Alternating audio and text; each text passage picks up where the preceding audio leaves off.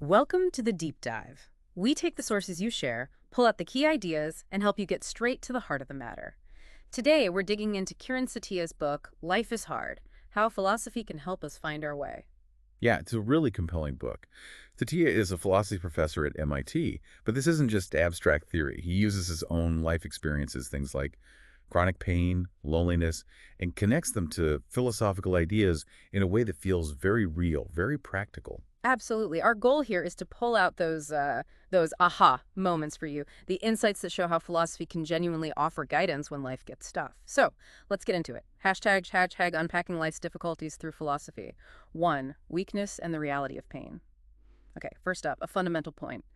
Life is hard. Setiya doesn't shy away from that. He talks very openly about his own struggle with chronic pain, starting when he was only 27. hmm And he describes it as this invisible, alienating thing, a constant disturbance making it hard to focus, hard to sleep. And it raises this fascinating question about, well, how do we even talk about pain? Right. Some people, like Virginia Woolf, argued language kind of fails us when it comes to physical sensation. But Satya and others like Hilary Mantel, they actually push back. They say, wait a minute, we do have a rich vocabulary. Think about words like throbbing, burning, stabbing, aching.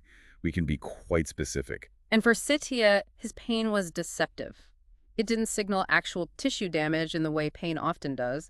This whole experience forced him to confront his own body, his physical existence. Exactly.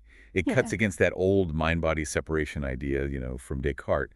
Satya leans more towards philosophers like Merleau-Ponty, suggesting we're fundamentally embodied. Our body isn't just a vessel, it's us. Yeah, it's how we are in the world. And think about the transparency of health. When you feel good, you barely notice your body, right? It just works. Pain shatters that transparency. Suddenly, your body is intensely present. He mentions chasing this idea that being pain-free would be like the ultimate happiness. But then finding, when the pain did lessen, that expected joy, it just wasn't there. It vanished too, which ties into this ethical concept, the separateness of persons. It suggests one person's intense suffering isn't easily canceled out by slight relief for many. Because that person's pain is their entire world at that moment. Precisely. It has its own gravity. Yeah. So for you, listening, it's a reminder that your individual struggles, your pain, it's significant. It matters in itself. He even tried this mental exercise, like the writer Daudet who had syphilis, Ah, trying to act as if the pain would just disappear tomorrow. A coping strategy, I suppose. the difficult one when facing something so constant. 2. The many faces of loneliness. Okay, so from physical pain, let's shift to something more psychic. Loneliness. It's interesting, the word loneliness itself is relatively new in English, around 1800. Before that, it was oneness without the negative feeling. Which does make you wonder, is loneliness a particularly modern problem? I mean, you had romantic poets celebrating solitude, but philosophers have always battled solipsism, the idea that maybe only your mind exists. Descartes started there, didn't he? I think, therefore I am. Very solitary. He did. But later thinkers, like Hegel, argued powerfully, no, I without you. Our very sense of self, even language itself, might depend on others. Wittgenstein doubted a purely private language was even possible, So we're fundamentally social creatures. Aristotle's political animal. or at least social animals, as Setiya puts it.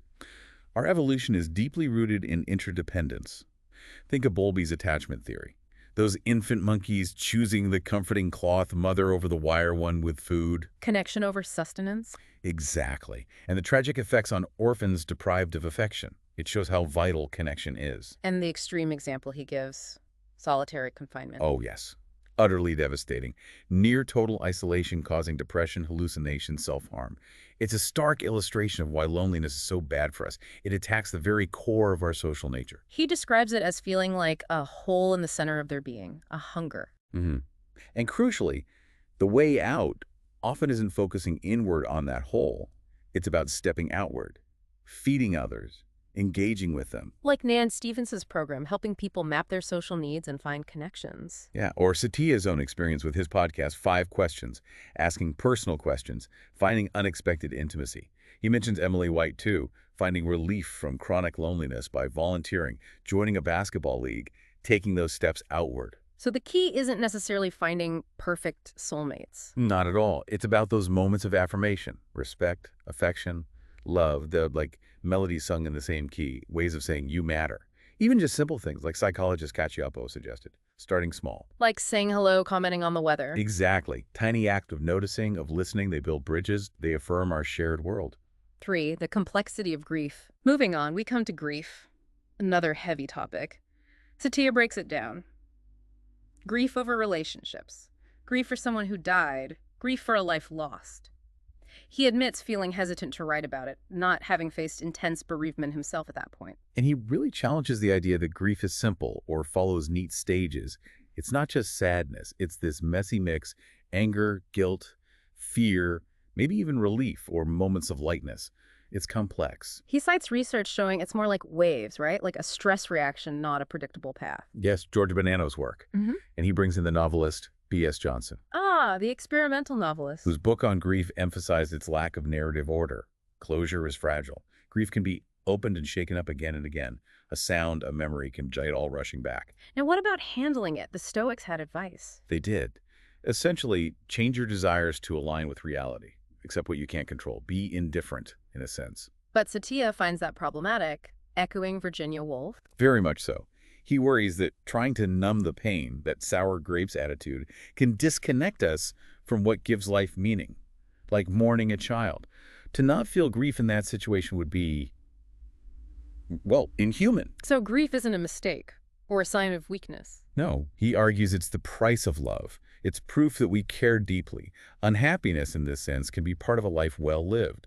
To rage against loss isn't irrational.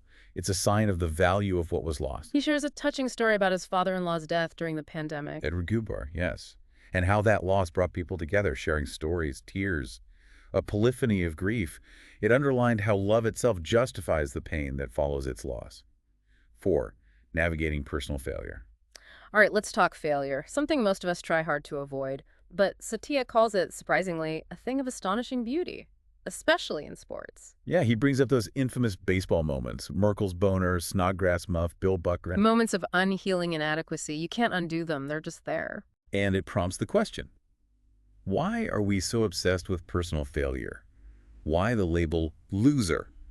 He critiques this dominant idea of life as a narrative, that our lives should follow a neat story arc, building towards success. Like something from Oliver Sacks or Charles Taylor. Right. But philosopher Galen Strawson calls that the fallacy of our age. Many lives just aren't like that. They don't fit that neat curve. So what's the alternative? Setiya talks about Dostoevsky's The Idiot. Written without a clear plan, just chapter by chapter. And this leads to the idea of valuing atelic activities. Atelic, meaning? Activities where the value is in the doing, the process itself, rather than achieving a specific end goal. Telic activities have an endpoint. Atelic ones don't, necessarily. Okay, like building a house it ends when the house is built. Exactly. Aristotle called that kinesis. But energy activities like thinking, talking, maybe just living, they're atelic. They're valuable moment by moment. We tend to overvalue the telic, the completions, the achievements. And that sets us up for the sting of failure if we don't reach the goal. Precisely. Setiya uses Groundhog Day, the movie, as a kind of parable for this. Bill Murray, trapped in the time loop. He eventually learns to live well not by achieving big goals, since they're raced daily, but by focusing on the process. Learning piano, helping people. It's about finding fullness and engagement in the now, in the activity itself, attaching to the present. Not just attachment, like some Buddhist interpretations might suggest. Setiya sees it more as active engagement with the present. And this connects to how society views failure. The word failure for a person only really took hold in the mid-1800s, linked to capitalism, the self-made man ideal. An ideal Frederick Douglass strongly questioned. Right, he said there's really no such thing as a self-made man. This focus on individual responsibility can blind us to systemic issues and make failure feel like a total personal collapse. So the takeaway for you is focus more on the process. Yeah, valuing those atelic activities, the journey, not just the destination. If you value the doing, then even if the project fails by external standards, it wasn't worthless. The process had value. It insulates you somewhat from the devastation of failure. 5. Confronting injustice and finding meaning. Okay, now for maybe the biggest challenge. Injustice. Setiya paints that picture of the nightly news, economic hardship, climate crisis, political dysfunction, social wrongs, and asks, why even care when it hurts? It's a modern version of Plato's Ring of Gyges question, isn't it? If you could get away with injustice, why wouldn't you? Philosophers have tried to argue why we must care for internal harmony or duty. But Setiya doubts those arguments convince someone truly cynical. You can't reason someone into caring if they just don't. Pretty much. So he looks elsewhere, to figures like Simone Weil. The moral saint lived an incredibly demanding life focused on justice. Inspiring, but also kind of terrifying in its demands. Weil, and Iris Murdoch too, emphasized attention. Really seeing the reality of suffering, the reality of others. That's what truly moves us ethically, more than abstract arguments. So it's less about designing a perfect utopia, like maybe John Rawls tried to do? Less about ideal theory, yes. Critical theory suggests our own ideology can blind us to what's even possible. We get stuck seeing things one way, like automation only as a job threat, not potential freedom. The point isn't a perfect blueprint, but clearly seeing the injustices right in front of us. Okay, so for us, for you listening, what's the practical path? He introduces Iris Marion Young's idea. The social connection model of responsibility. It's not about feeling guilty for huge systemic problems you didn't create. It's about recognizing how we participate in systems that cause harm. Like his example of choosing a house for its good schools, which links into unequal funding. So it's acknowledging our connection and then feeling an obligation to act. An obligation to work for change. It doesn't mean solving everything, but taking a first step, doing one thing, resisting the paralysis of overwhelm. Climate change is a huge example here. A stark one. Wealthy nations cause most of it. Poorer nations suffer most. He mentions that MIT student group. Fossil-free MIT using blue tape to show projected flood levels on campus. Yeah, a simple, visual way to make the injustice concrete, to push for change, like divestment. And this ties into the ultimate question of meaning, doesn't it?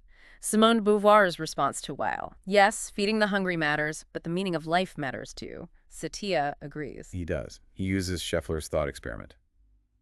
If humanity knew it was going sterile, would our projects lose meaning? Or Woody Allen's Alvy Singer. Why do homework if the universe is expanding? It shows how much our sense of meaning is tied to a belief in a future for humanity. But Setiya rejects nihilism, the idea that nothing matters. Strongly. He argues that pursuing justice is actually an antidote to absurdity. And the good things in life, relationships, art, science, play, they matter intrinsically. They're not just tools to solve problems. They're the human small things worth preserving. It's our job to cultivate them. 6. The power and peril of hope. So we've covered pain, loneliness, grief, failure, injustice. What helps us face it all? Hope. He goes back to Pandora's box. Hope was left inside. Was that good or bad? Ambiguous, he says. Hope can be a concession to what you cannot control. And it raises questions about what hope is.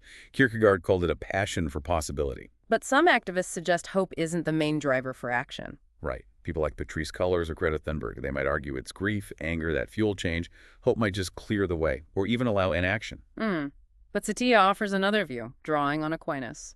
Seeing hope as a virtue, kind of mean between despair and presumption. Not the goal itself, but the necessary condition for acting well. Like the right temperature for forging metal. Hope gets us ready to act. So it enables action rather than replaces it. That's the idea. And with huge problems like climate change, this kind of hope means recognizing that even if we can't achieve the ideal outcome, every step matters. Okay, maybe we can't stop 2 degrees of warming, but we can fight for 2.5 instead of 3. Every increment makes a difference. That feels important, not letting the scale of the problem lead to paralysis. Exactly. He quotes Seamus Heaney's play, The Cure at Troy, which grapples with all these hardships. Weakness, loneliness, grief, failure. And ultimately calls for compassion, courage, justice. Heaney notes that hope and history rarely rhyme. But the hope is that maybe someday they could, in unimaginable harmony. It's a powerful image, and maybe the real philosophical heroes are the ones who live philosophy, like Diogenes the Cynic. Living in a jar, challenging conventions. Embodied practice over abstract theory. And when asked what's most valuable, his answer, hope. Hashtag outro. So this deep dive into Setiya's work really shows that life's hardships, pain, loneliness, grief, failure, injustice, they aren't just things to get through. They can be, strangely perhaps, fertile ground for philosophical understanding. Yeah, the value isn't always in neat solutions or happy endings. It's often in the grappling, in the process itself. It's about cultivating things like attention, compassion, and recognizing those human small things that matter, even when everything feels overwhelming. Yeah. They're worth fighting for. So, something for you to consider as you go about your day, faced with difficulty. What's one small, achievable step you can take? Maybe towards helping someone else, or maybe just towards acknowledging your own experience more honestly. living well within the hardship. And in this world where hope and history often seem out of sync, how can you actively choose hope? Not as just a wish, but as that forging temperature, the thing that makes positive action possible.